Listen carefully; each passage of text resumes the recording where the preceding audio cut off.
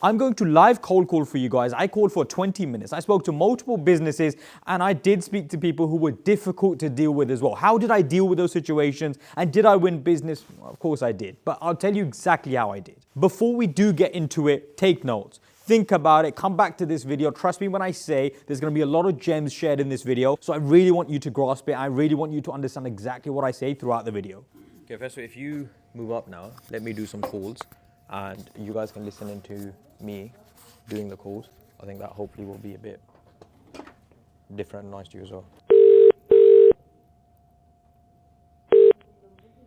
Good morning. Oh, hey, good morning. Just a quick one, actually. I've got a MIG welder. He's looking for work local to you. Do you know if you need someone at the moment? Bear with me. I'll put you through to Wayne, our production manager. May I Wayne. get your name, please? Yeah, sure, it's Musab. Okay, hold the line a moment, please. Cheers. Hello, can I help?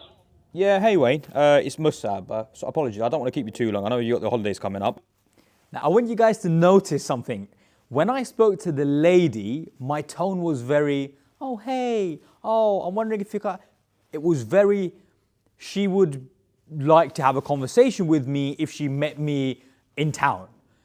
When I spoke to Wayne, it was, oh, hey, Wayne, getting to the point. Why? Because Wayne is, from the voice, he sounds like he's an older gentleman. So I'm going to mimic his persona and how he comes across. Very crucial, by the way, very important when you're making cold calling and when you're making calls. When you speak to someone like a lady, maybe she's older, you would be very soft. Maybe when you speak to a man who's in his 40s, 50s, who's in the production line, you're gonna be a little bit more firm and straight to the point. I've got a MIG welder. He's looking for work local to you, so I thought I'd just give a quick buzz, see if you might need someone on the MIG welding side. We're always looking for welder fabricators, always looking for those. Have you got a CV that you could send over for us to have a look at? Yeah, of course I can. I can send you a CV. That's not a problem. What sort of welder fabricators are you looking for at the moment? Now, two things here. If you knock enough doors, you're going to get companies telling you that they need your services. The reality is, if you ask the question enough times, you will get business. You will get companies saying, yes, we need something. Yes, we need help. And recruitment is amazing because if you have a candidate the company needs, they're going to be interested. Wayne doesn't know me. Wayne doesn't know my company. But Wayne is interested in doing business with me because he understands that I might have something he needs. And this is why recruitment is actually much more easier than other businesses, because you're not selling something they don't need. They need someone. So it's very easy to ask the question, do you need that person? And they turn around and they say yes. Two, he said straight away, send the CV. And I could have said, no problem. I'm scared of you.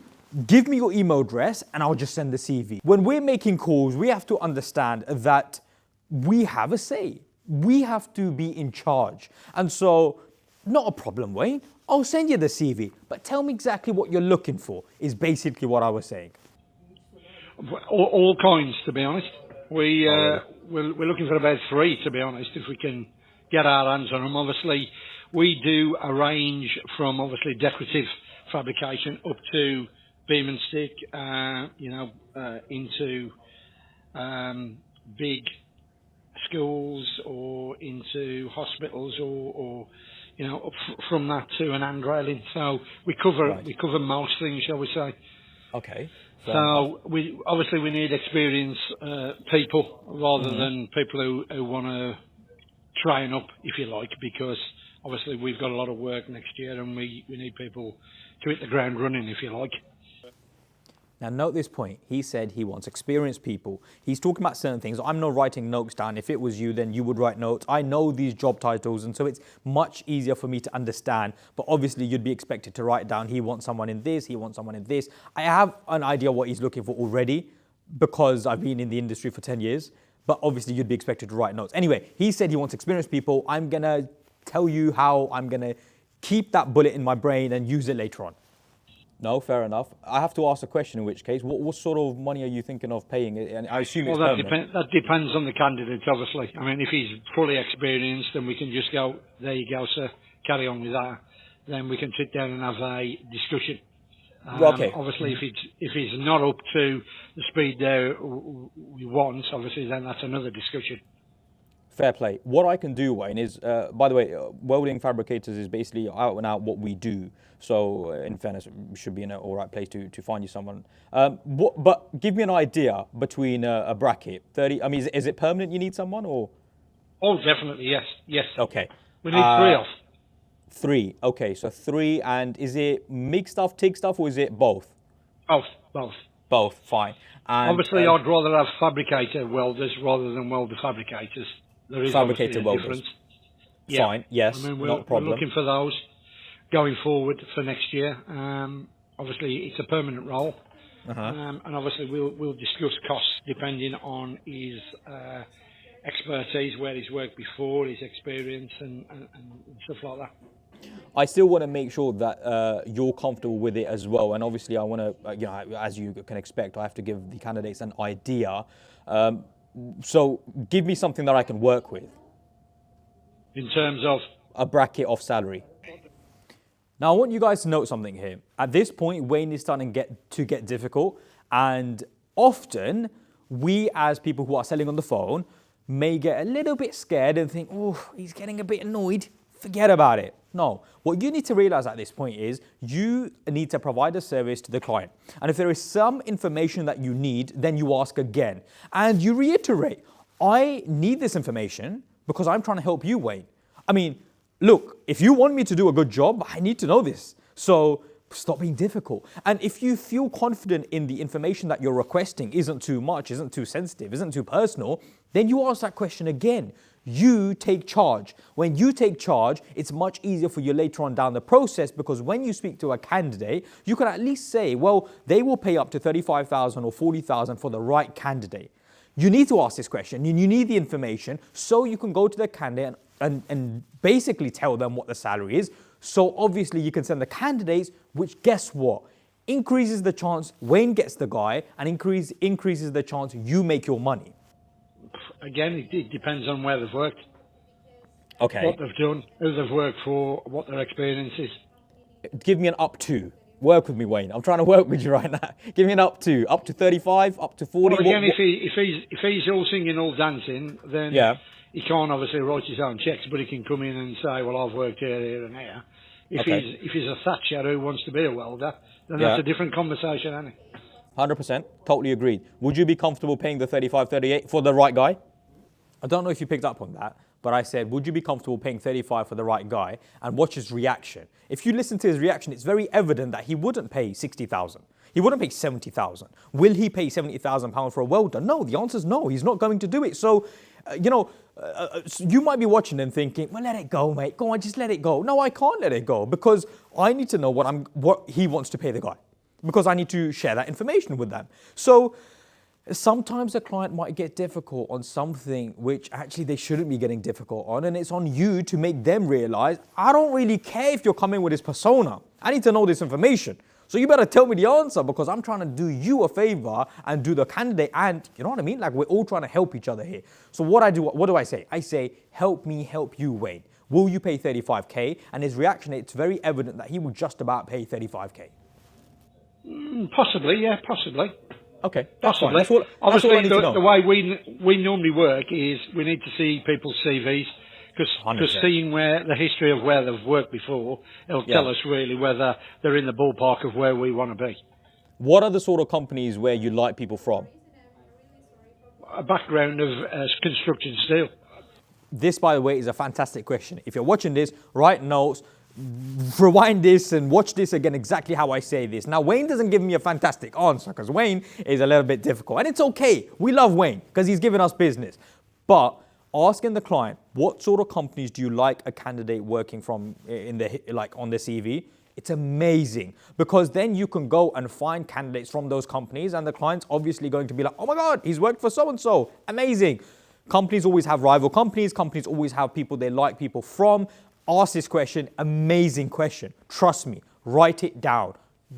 Do whatever. Just memorize it. Memorize that one line. Construction steel. Any particular companies? Not particularly, no. Not at all. Okay. The only reason I say that is because they could have worked countrywide, really, and there's a number of places that do what we do. Yeah. All right. Okay. When are you shutting off, by the way, for the holidays? Today. Oh, fair enough. All right. Well, look, hopefully you have a good time. When are you back? Second. Second. In which case, I'll make sure that you've got these guys on your desk for the third, because the second you're probably going to be a bit slumped over and you're probably not going to want to work too much, Wayne, are you? But I'll make sure. Not really, no, I don't know work now, but there you go. But I'll make sure you've got some CVs on your desk for the third. Okay, do you want my email address? Just quickly, I want to mention two things here. This call was made on the 21st or the 22nd of December. Now, society thinks companies are shut, everyone Christmas, no one's going to be interested in calls, no one's going to be interested in anything. Guess what? I called for 15 to 20 minutes and I got Wayne to give me 3 jobs. He's happy for me to send CVs. And by the way, guess what? No one was working on those jobs during Christmas, the break. And I was able to find CVs. I said to him, I'll have CVs on your desk for the 3rd of January. Now, I'm going to send the CVs on the 2nd of January and ask him to chase up on it on the 3rd of January. But the point is this. I have almost guaranteed making money with this client for a couple of reasons. The client has given me jobs just before they shut off, right? So they said, we need fabricator welders. 3 of them, we'll pay up to 35,000. They need 3 and send CVs before the 2nd of Jan. Now, if I just do 2 days of work, I'll find 3 guys. I come 2nd of Jan, 3 CVs are there. He needs them, work is up. Point is this, when people say that there's not work, business isn't there, companies aren't hiring, a load of crap. Honestly, there's so much business. Just pick up the phone and try. If you don't try, nothing will ever happen. And listen, if you guys are already cold calling right now, leave in the comments objections that you find difficult to deal with, and I will help you come up with a solution. I'll take my time out, I'll sit down, I'll go through the comments, maybe in like a week, okay? Write down the objections, and I'll come back on how I would answer those objections. But let's get back into it. .co.uk. Fine, not a problem. I'll have to be fair, the line of work we're in, we end up sort of working a bit longer in terms of inside the holidays. So that's fine. I'll get some guys for you and, sort of take it from there. I assume you've worked with recruitment agencies before? We've got a single one that we currently use, yes. Okay. And is it all hunky-dory with them? Everything happy days? Would you have any issues? No, other than obviously we need to get some people. Okay. And you probably know in your trade, getting the right people is a bit difficult. It isn't easy. I have to agree on that. If it was easy, I think everyone would be able to find all the good candidates. I think especially in the manufacturing side, it's always harder, isn't it? Because there's no way, people can write anything on the CVs, but whether you know it's true or not is right. Obviously when they turn up to work. The first process that we use is we look at the CVs, we get them in, they do a weld test, and they do an interview in terms of looking at drawings, etc. Obviously, then we go through and then we break it down to who we need to come for the second interview, maybe, and then we move on from there. Not a problem. Let me ask you the question, Wayne. I think you'll be happy with my answer, though. What is it you're currently paying the recruiters? Pass. I was going to say I'd better it no matter what it was. So, okay, fine. I can't tell you that, can I? Because then you'd be as wise as well. Now check this. He passes 9 out of 10 times the client answers, and it's okay. The point is this, Wayne only uses one other recruitment company. We are in competition with one other recruitment company. He is desperate for people. You can tell that on the phone, and they're shut during Christmas. The chances of me filling all 3 jobs is extremely high. I am going to make money with Wayne. And by the way, the industry average is 15%. Let's say we do Wayne a deal. We say, Wayne, we're going to do you a fantastic deal, right? We say 12%. Let's say we're going to charge £4,000. £4,000 per person. 3 people. £12,000. I called for 20 minutes. I was training my team. I was showing them how to call. 20 minutes I called. I won business for £12,000. There is extremely high chance I fill these jobs. I make money. I don't have any other competition. Wayne needs people. Well, I guess the idea would be that I would always make it nicer for you, I guess. That's hence why I was asking. But it's fine. We can pass on that. We can discuss it, obviously, once, you've got the candidates and CVs and that sort of thing. We don't have to discuss that right now. So not a problem, Wayne. Look, have a fabulous time off. I hope you, put your legs up and all that. We'll catch up. My name's Musab, Corey Solutions. I'll send you an email and we'll catch up on the 3rd. Thank you. Cheers now. Thank you, Wayne, mate. Cheers. Bye-bye.